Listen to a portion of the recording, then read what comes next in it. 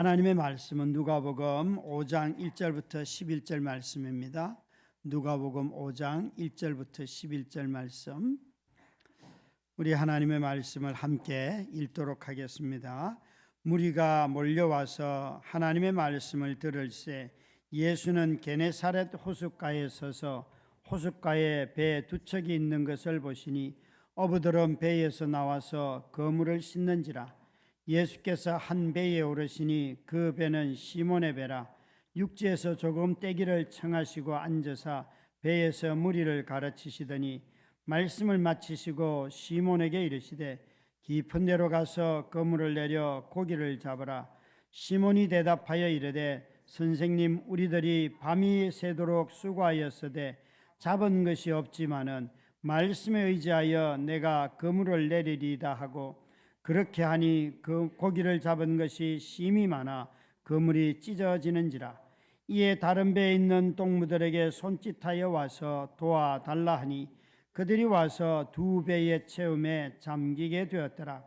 시몬 베드로가 이를 보고 예수의 무릎 아래에 엎드려 이르되 주여, 나를 떠나소서, 나는 죄인이로소이다 하니, 이는 자기 및 자기와 함께 있는 모든 사람이 고기 잡힌 것으로 말미암아 놀라고 세베대의 아들로서 시몬의 동업자인 야고보와 요한도 놀랐음이라. 예수께서 시몬에게 이르시되 무서워하지 말라, 이제후로는 내가 사람을 취하리라 하시니 그들이 배들을 육지에 대고 모든 것을 버려두고 예수를 따르니라. 아멘. 이 말씀을 가지고 사람을 낚는 어부가 되리라 하시는 말씀으로 전하려고 하는데요. 참 본문을 읽다 보면 여러분, 예수님은 참 고약하시다 이런 생각을 하게 되는데요. 무엇이 고약한가 하면 먼저는 우리 인생을 이렇게 돌아볼 때 여러분, 하나님을 만났을 때가 밝을 때예요, 어두울 때예요? 인생의 밝은 면 아니면 어두운 면. 마치 아침에 해가 뜨고 저녁에 달이 뜨는 것처럼, 밤이 찾아오는 것처럼 우리는 매일 낮과 밤에 교환되는, 그래서 하루를 지나고 있을 때에도 빛과 어둠이 늘 우리 삶에 함께 매일매일 반복이 되잖아요. 근데 우리 인생도 가만히 보면 마치 그와 비슷한데, 하나님이 이스라엘 백성들을 광야로 부르셔서 늘 낮에는 구름 기둥, 밤에는 불 기둥으로 그들을 보호해 주셨잖아요. 만약 여러분 낮에 불 기둥을 내려 주셨으면, 그 광야의 떼학볕에 또 거기다가 불 기둥까지 이렇게 내려 주셨으면 어떻게 되었을까? 아니면 밤에 추운데 광야는 거기다가 구름까지 내려 주셔서 어떻게 되었을까? 다행스럽게도 하나님은 낮에는 구름으로 밤에는 불로 우리를 이렇게 자기 백성을 보호하셨는데, 이 불이라고 하는 밝은 빛, 그리고 구름이라고 하는 어둠, 이것은 항상 우리 인생에 주님의 백성으로 살아갈 때도 여전히 동일하게 우리 삶에 교차되어서 나타나고 있다, 그렇게 생각이 돼요. 그러니까 우리는 자꾸 인생을 바라볼 때에 좀 어둠이 없고 늘 빛만 있으면 참 좋겠다, 이런 생각을 많이 하지만, 우리 자신들이 너무 햇빛만 쬐면 모든 땅이 사막이 되는 것처럼 구름이 가리고 비가 오고 폭풍이 불고 하면서 자연의 정화도 일어나고 우리 삶이 새로워지는 것도, 땅이 새로워지는 것도 사실이잖아요. 그러니까 우리는 자주 내가 구름에 속하는 어둠에 속하여 살아갈까, 아니면 내 인생은 늘 밝음만 있는가, 이것을 많이 생각하지만, 우리가 정작 주목해야 할 것은 하나님이 우리와 동행하신다는 거예요. 신약 성경과 구약 성경의 가장 큰 차이를 저보고 말하라고 한다면, 구약의 하나님은 정말 기적을 너무너무 어마어마하게 크게 베푸시는데, 신약의 하나님은 그렇게 별로 크게 기적을 베푼 것 같지는 않아요. 질병을 통해서 많이 역사하셨지만 하나의 체제를 바꾼다든지, 애굽에 그 바로를 친다든지 이런 일들은 신약 성경에는 거의 나타나지 않잖아요, 그죠? 그럼에도 불구하고 왜 이렇게 크신 하나님이 답답하게 일을 하실까? 이런 생각을 신약을 읽다 보면 하게 되지요. 여기 나타나는 베드로의 인생도 마찬가지입니다. 평생 고기 잡는 사람인데 이 사람이 오늘 밤에 고기를 하나도 못 잡았다는 것 아니에요. 그냥 하룻밤 지나가는 헛탕을 쳤구나라고 생각해도 되는 날이지요. 그런데 여기 보시면 그물을 씻고 있는 어부들에게 찾아오셔서 주님이 말씀하시고 난 뒤에 다시 한번 그물을 내려라 이렇게 말씀하시잖아요. 저는 여기 무엇이 예수님의 고약한 점인가 하면 바로 이 부분이라죠. 밤새 고기 잡지 못한 이 사람들, 새벽에 와서 그물을 씻고 있는 이 사람들에게 주님이 말씀하신다는 거예요. 그들이 먼저 알려주지는 아니하였어요. 예수님 우리가 고기를 못 잡았습니다. 알려주지는 아니하였는데 밤새 실패한 사람들, 아주 피곤하고 고기를 못 잡아서 어쩌면 염려하고 있을 것 같아요. 가족들도 있기 때문에 베드로만 봐도. 그런데 일을 다 마치고 그물 씻는 사람들에게 와서, 쉬고 싶은 사람들에게 와서 이제는 정말 오늘 어젯밤에 잡지 못한 것을 허탄해하며 집으로 돌아갈 그 사람들을 향하여서 다시 그물을 내려라. 고기 잡힌 사람에게 가서 그물을 내리라 하지 않고 고기 잡히지 않은 사람에게 하신다는 거예요. 어쩌면 이 세상의 가장 큰 역설이죠. 주님은 끊임없이 실패한 자들을 부르시는 모습, 또 그 당시에 정죄받거나 사람들로 비난받거나 이런 사람들을 부르는 우리 주님의 모습. 어쩌면 여러분 사람들이 비난하지 않아도 오늘날은 끊임없이 경쟁하며 누군가 견주면서 살아가기가 너무 쉬운 세상이라서 자기 자신이 끊임없이 나 오늘 하루를 돌아보면 너무 실패야 실패. 아무런 결과도 없고 또 내가 한 일이 어느 순간에 다 무너질 것 같고 그런 어떤 우리의 삶, 그런 사람들에게 와서 주님이 이렇게 말씀하신다는 것이에요. 사랑하는 성도 여러분, 어쩌면 우리의 삶의 자리에 이런 낙심이 있고 실패가 있고 절망이 있고 또 우리 자신들의 일이 너무 더디게 진행되고 도대체 내가 하는 이 일들이 무슨 결과를 나타낼까? 그런 생각을 할 때에 주님이 오셔서 뭐라고 말씀하신다는 거예요.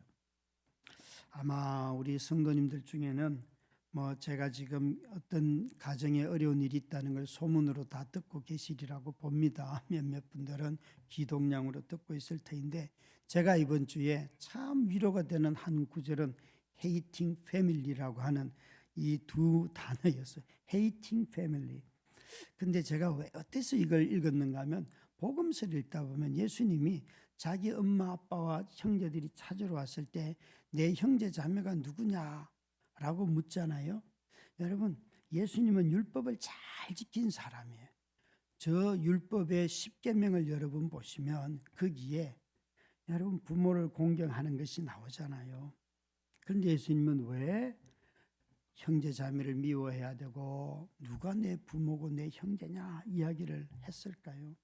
여러분 인생을 살다 보면 어릴 때 결혼 전에는 부모를 공경하고 의지하고 그것이 어쩌면 인생의 전반전이 그렇게 살지만 인생의 후반전이 되고 나면 부모를 떠나야 되고 부모와 다른 삶을 살아야 되고 부모에게 매이고 부모에 의해서 조종되기 시작하면 그 삶이 무너지잖아요. 그죠? 거기는 적절하게 거리감이 있어야 되잖아요. 그렇죠? 그게 주님이 우리에게 말씀하시는 삶인데 오늘날 삶은 전부 다 부모와 자식이 더 연합하는 이런 관계들이 너무 많아지잖아요. 그래서 저자가 그 책에다가 hating family라고 가족 미워하기 그게 제자의 삶에 있다는 거예요. 여러분 정말 어떻게 생각하세요? 이런 구절을 읽으면 정신이 번쩍 들지 않습니까? 이런 시대와 다른 시대의 흐름과 다른 것을 선택하며 산다는 것은 대단히 불편하고 어려운 일이죠. 내가 뭘 또 잘못하는 건 아닐까. 오히려 그리스도인이 되면 점점 부모와 가까워져야 될 것 같고 더 부모에게 순종해야 될 것 같은데 아니라는 거죠. 인생의 후반전이 되면 독립을 해야 되기 때문에. 그래서 그 저자가 hating family라는 이 단어를 보면서 그래 어쩌면 하나님이 또 저와 우리 모두를 부르시는 자리가 내 인생에 실패했다라고 생각하는 자리, 세상 사람들과 다른 모습의 어떤 요구 앞에서 주저하는 우리들을 향하여서 주님이 이 밤에 말씀하시는 거죠.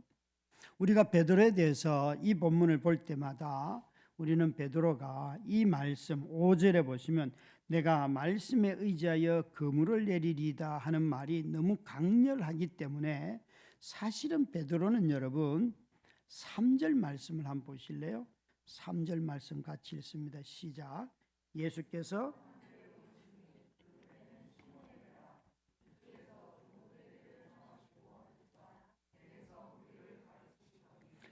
여기 보시면 예수님이 베드로의 배에 이미 올라서 부탁했지요. 그죠?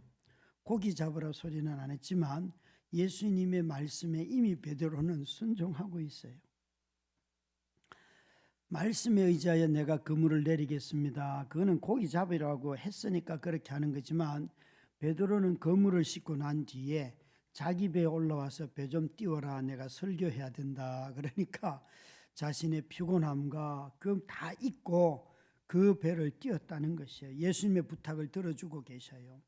그러니까 베드로는요, 말씀에 의지하여 내가 그물을 내리리다 이 말을 하기 전에 자신을 통하여서 하나님의 말씀을 전하고 싶어하고 그 환경을 만들고 싶어하는 예수님에게 이미 그 부탁을 들어주고 있다는 것이에요.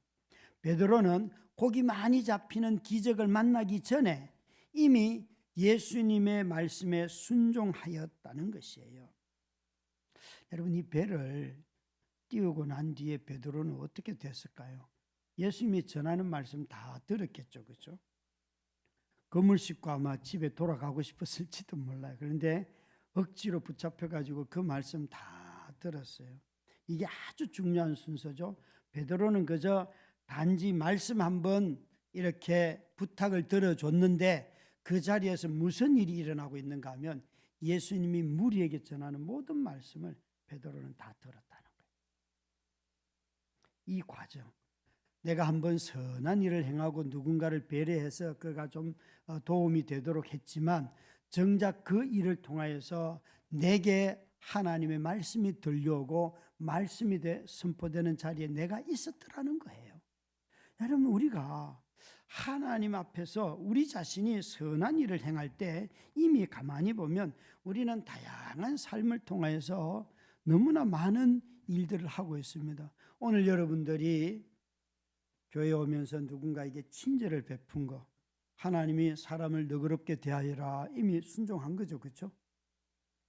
그런 일이 없으면 우리 사회가 안정되게 살 수가 없어요. 아이들이 넘어지면 지나가다가 누군가가 붙잡아 일으켜주고 도와주고 그런 것이 다 우리 삶에 너무 많은데 그런 것들을 통하여서 놀랍게도 이 베드로는 하나님의 말씀을 듣는 자리예요. 아마 제가 볼 때 이런 눈으로 보면 금요 기도회 때마다 찬양하는 우리 찬양팀은 말씀을 제일 많이 듣는 사람들 중에 한 부류가 아닐까. 자기 자신이 생각할 때는 나는 믿음도 없어요, 뭐도 부족해 아무리 얘기해도 자기가 여기 와서 이 찬양을 하고 매주 금요일마다 선포되는 말씀을 듣는데 그게 어떤 일들로 앞으로 나타날지 누가 알겠습니까? 어마어마한 말씀이 들어가서 그 말씀이 역사하기 시작할 때에 우리가 어떤 결과를 낳을지 모르지요. 모르는 것입니다. 여러분, 참 여러분 교회 목사는 처음 예수 믿고 난 뒤에 예수를 믿는다는 고백밖에 안 했는데 그 제가 다녔던 학교는 제 선배들도 없었고 후배들도 별로 없어가지고 그러니까 우리 동기들이 한 6명 정도 되고 뒤에 후배들도 너무 적으니까 열심히 있는 저를 1학년 겨울방학 때 리더 훈련을 보내줬어요. 리더 훈련에 가면 성경을 펴놓고 귀납적 성경 연구를 하는데, 저는 겨우 이제 묵상하는 사람인데 가서 귀납적 성경 연구를 한 본문을 가지고 일주일 내내 했는데, 그 평가하는 간사님이 빨간 펜, 저의 공포의 빨간 펜, 일주일 내내 한 본문이에요. 그런데 병년아 소설 쓰지 마라. 이게 평가예요. 얼마나 공포스럽습니까? 거기 가서 시편에 대해서 뭘 배우고 했는데요, 제가 생각나는 거는 꾸중들은 것밖에 없는데 그런 일을 한 달 동안 했어요. 근데 모르겠어요. 그런데요, 나중에 그 캠퍼스의 간사가 된 건 저예요. 오히려 간사하고 싶은 선배가, 2년 선배가 있었거든요.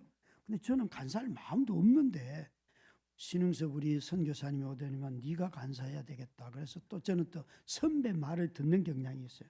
그래서 얼떨결에 간사가 되었는데 15년의 사역을 하고 난 뒤에 끝나는 사임하는 날, 늘 저와 함께 사역을 했던 1년 선배가 있어요. 서강대 화학과 출신의 아주 유명한 분이에요. 그분은 진짜 똑똑해요. 제가 볼 때. 이분은 귀납식 성경 연구의 대가예요. 이분이, 저는 기억도 없는데 이렇게 말씀을 하더라고요. 병년아, 내가 너한테 이게 공개적으로 사임의 축사를 하겠다고 나와가지고 하는 말이에요. 공개적으로 뭐라 그런 거예요? 나는 김병년이가 간사가 된 것이 직접적으로 수치스럽다고 저한테 얘기를 했다. 저는 기억도 없어요. 나는 네가 내 후배 간사라는 게 너무 수치스럽다. 그렇게 얘기를 했다는, 저는 그런 기억이 없어요. 그러면서 이제 아주 칭찬의 말을 해줬는데, 저는 충분히 그런 말을 들어도 싸요.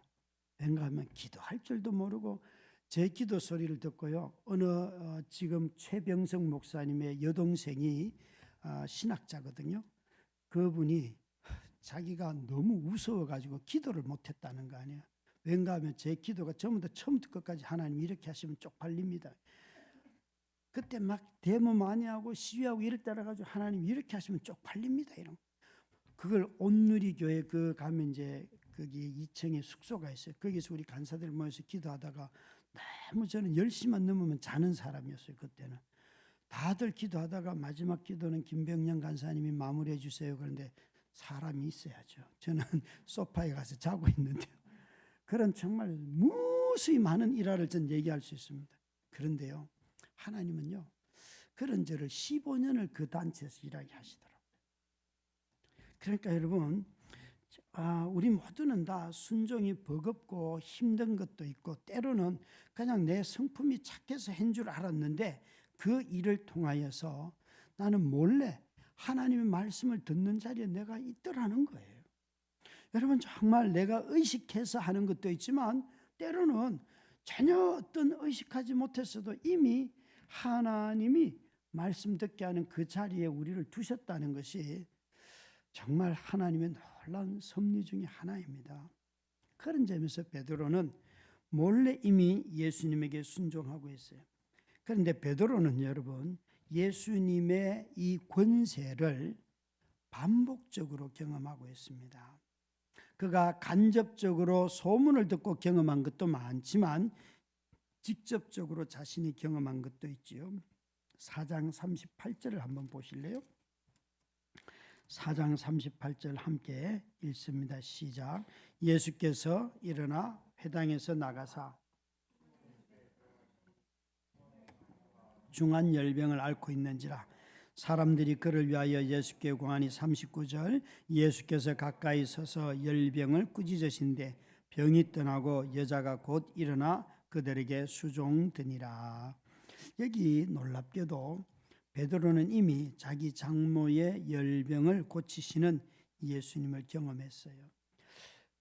이 사회에서는, 그 당시 사회에서는 열병은 치사율이 높은 아주 심각한 질병입니다.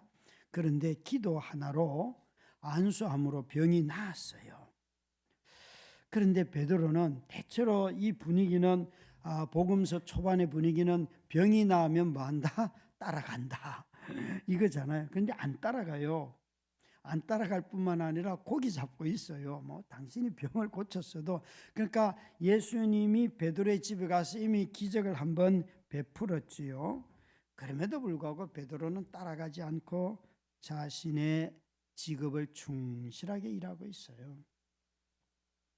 오늘 이 본문에 오면 이제 고기를 잡고 난 뒤에 이렇게 그물을 내려 고기를 잡으라 하니 말씀에 의지하여 그물을 내렸더라 하고 말을 합니다. 여러분, 저와 여러분이 한 가지 기억해야 할 것이 있어요. 우리 모두는 다 단 한 번의 부르심을 입는 사람은 없어요. 그런 건 정말 단회적인 부르심은 없습니다. 부르심은 언제나 반복적이에요.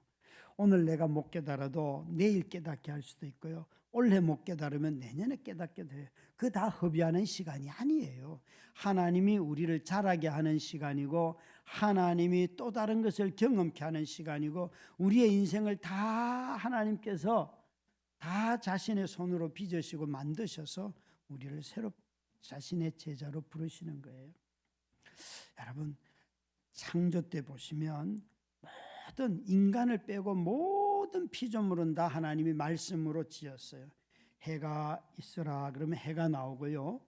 달이 있으라 별이 있으라 하면 전부 다 하나님 말씀으로 지었는데 인간만큼은 무엇으로 지어요? 손으로 빚어요. 흙을 갖다가 뭉치고요. 손으로 인간을 만들으시고 그 다음에 그 코에 생기를 코를 모양을 이렇게 흙으로 만들고 난 뒤에 하나님이 호흡을 불어넣잖아요. 그죠?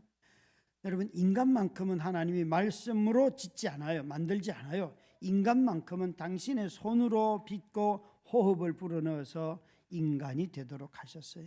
이 얼마나 놀라운 은혜입니까? 저와 여러분을 만드실 때 하나님이 정말 각 민족대로 각 모양대로 이렇게 만드셨다는 것이에요. 여러 번 빚어서, 손으로 빚어서. 저는 정말 그런 하나님을 묵상하다 보면 사람이 다 똑같은 사람이 한 사람도 없잖아요. 그런데 어떻게 부르심의 과정이 다 똑같겠어요? 막 여기 모여서 함께 기도를 팍 하면 똑같은 방식으로 응답하시고 그러지 않잖아요. 하나님이 각 사람의 성품과 각 사람의 생각과 감정과 인격을 다 존중하셔서 각각 다르게 그렇게 만들어 가시는 그런 점에서 여러분, 정말 부르심이라고 하는 것은 내용은 그분이지만 부르시는 이는 그분이시지만 그 과정에 대한 이해는 언제나 반복적이고 거듭된다는 거죠. 때로는 실패와 거절의 연속적인 이런 사건을 통하여서 일어나는 것입니다. 그런 점에서 우리 자신들이 하나님의 부르심에 대해서 내가 잘 깨닫지 못할 때에는 여러분 그런 자신을 인정하며 살기도 하지만 동시에 한번 스스로 테스트해봐도 좋아요. 이게 진짜 그런가 아닌가. 여러분 참 그 과정들을 통하여서 우리는 하나님의 능력과 하나님의 권세를 새롭게 경험하기 때문에 그렇습니다. 그래서 허투루 어느 것 하나도 버릴 이유가 없습니다. 여러분 그걸 통하여서 하나님이 어떤 분인지를 잘 우리는 경험하게 되는 것이죠. 베드로는 오늘 이 본문에 보면 이 고기를 잡으라고 그물을 내려서 고기를 잡으라고 하시는 이 결과를 통해 보면 두 가지가 일어나는데 베드로는 고기를 많이 잡았어요. 그래서 자신이 죄인임을 깨닫습니다.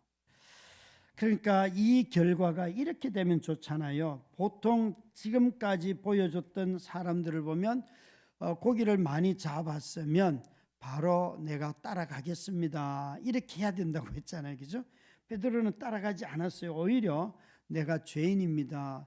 아마 여러분, 저와 여러분이 좀 복음서의 다른 사람들의 모습을 본다면 한 번 그물을 내려서 배 두 배에 가득하도록 고기를 잡았다면 베드로가 우리와 같은 심보를 가졌다면 어떻게 말해야 될까요? 예수님 조금만 기다리셔요. 제가 가서 우리 동네에 그물 좀 다 빌려올 테니까 한 번 더 합시다. 그래서 고기를 또 잡읍시다.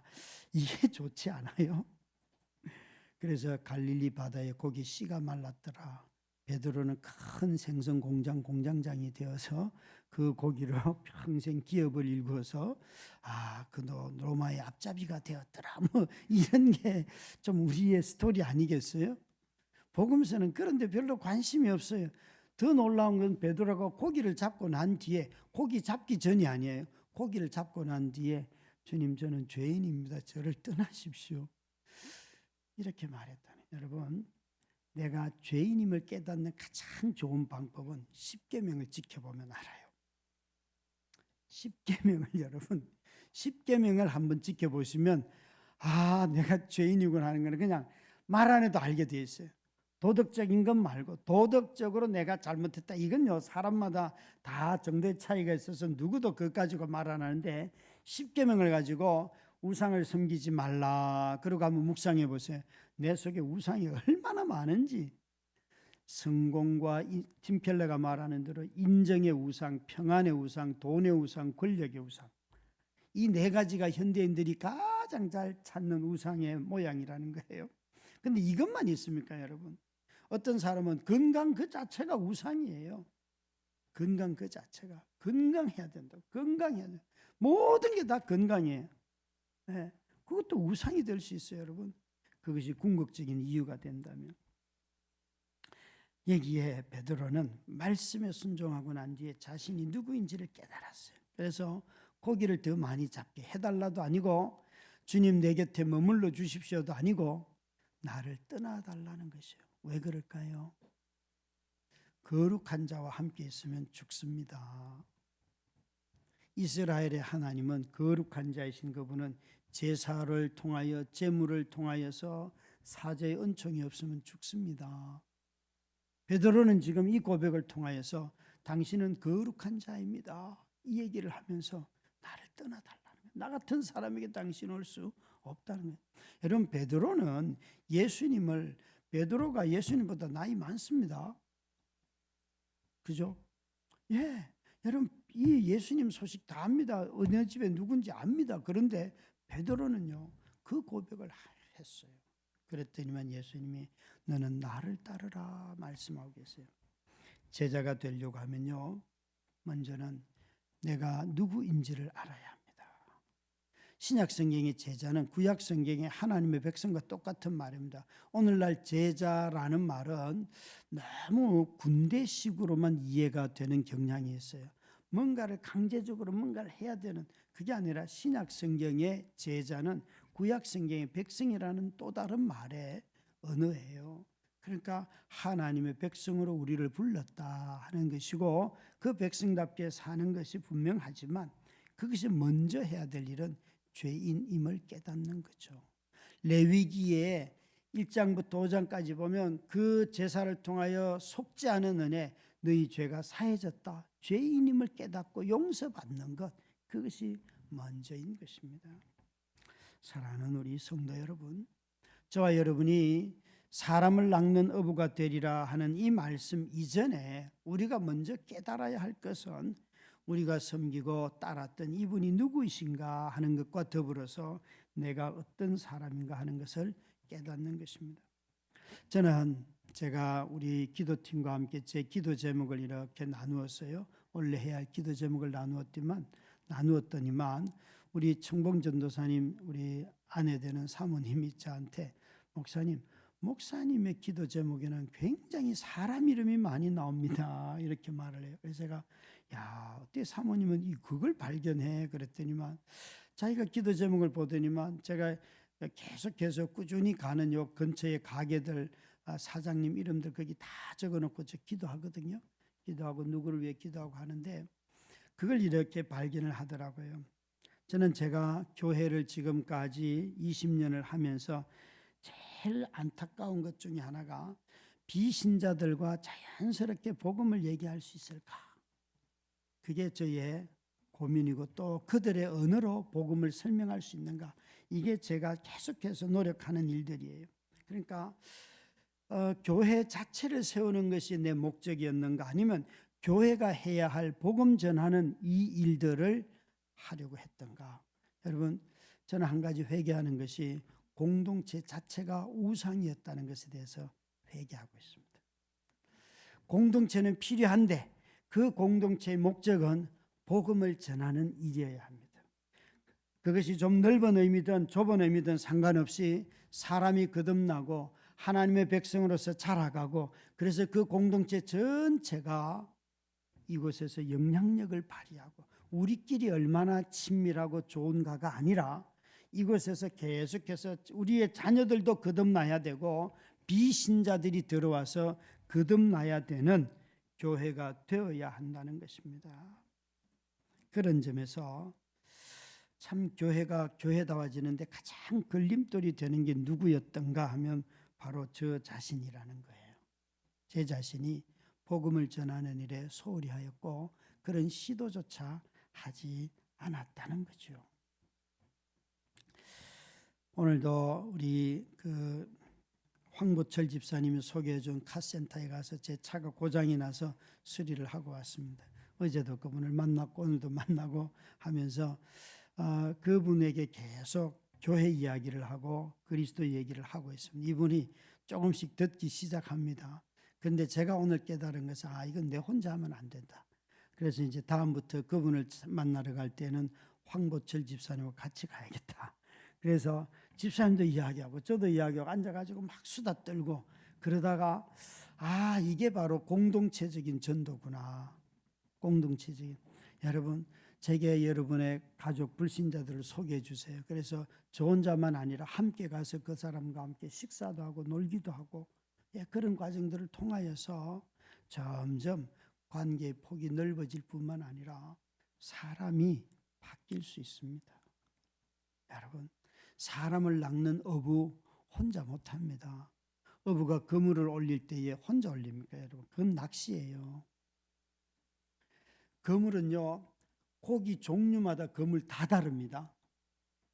멸치를요 큰 바다에 가서 고기 잡는 고기 그물 못 칩니다. 멸치 그물은 얼마나 촘촘한지요. 그러니까 여러분 고기를 잡는 데 있어서 그물의 종류가 다 달라야 하는 것처럼 한 가지 방법으로는 안 된다고요. 저 혼자의 방법으로는 안 되고 함께 해야 되고 또 가서 말로만 되는 것도 아니고 함께 사귀기도 해야 되고 시간을 허비하기도 해야 되고 초대도 하고 돈도 써야 되고 같이 여러 의도적이고 계획적인 과정이 대단히 필요한다는 거죠. 사랑하는 성도 여러분, 제게 있어서 제가 목회를 돌아보면서 하는 이런 설교들을 참 우리 성도들이 다 같이 들으면 좋겠다 그런 생각이 듭니다. 들고 주일날 함께 모여서 아니면 금요 기도회 때 함께 이 자리에 장로님들, 권사님들 또 집사님들, 아이들 와서 함께 들으면서 우리가 정말 교회가 교회다워질 수 있을까? 이런 것들을 다시 꿈을 꾸고 우리는 무엇을 변화시켜 나가야 되는지 힘을 쓴다면 저는 지금 교회가 지금 목사님들이 나라로부터 국민들로부터 되게 욕먹는다. 아니요 여러분 그거는 뉴스에서 나오는 이야기고요. 여전히 신실한 종들 곳곳에 어마어마하게 많습니다. 너무 겉으로 보고 제가 할 때는요. 전광훈 씨만 욕먹는 거예요. 그리고 그런 부류의 인간들만 욕먹는 거예요. 나머지 사람들 욕 안 먹어요 여러분. 저는 정말 그렇게 생각해요. 또 그런 분들에게 가서 얼마든지 설득할 수도 있어요. 그러니까 여러분 너무 내 귀에 들리는 것만 가지고 좌절하거나 낙심하지 말고 하나님의 교회가 여러분 그렇게 쉽게 무너지겠습니까? 또 하나님의 백성들이 그렇게 쉽게 좌절하겠습니까? 아닙니다 여러분. 저는 분명히 이번 일을 통하여서 교회 갱신이 일어나고 또 복음 증거가 더 활발하게 일어나리라 확신하고 기도하고 있습니다. 우리 교역자들 카톡방에 제가 올렸던가요? 우리 공릉동 서울시의 청소년 인구 비율이 100명 중에 14명이 그 모든 동의 평균이에요. 그런데 노원구는 거기서 조금 높아서 16명인데 공릉 1, 2동은요 무려 18명 그 다음에 20명이에요. 그러니까 이 지역의 청소년들이 10명 중에 여러분 2명이나 되고 엄청나게 많은 거예요. 이거는. 다른 동에 비해서는. 그러니까 아직은 여기에 굉장히 교육적인 필요가 많고 이곳에서 사역을 할 때에 이런 요소들을 잘 기억하고 우리가 무엇인가 시도를 한다면 그렇게 골치 아파하는 청소년들에게 놀라운 일들이 일어나지 않을까요? 놀라운 일들.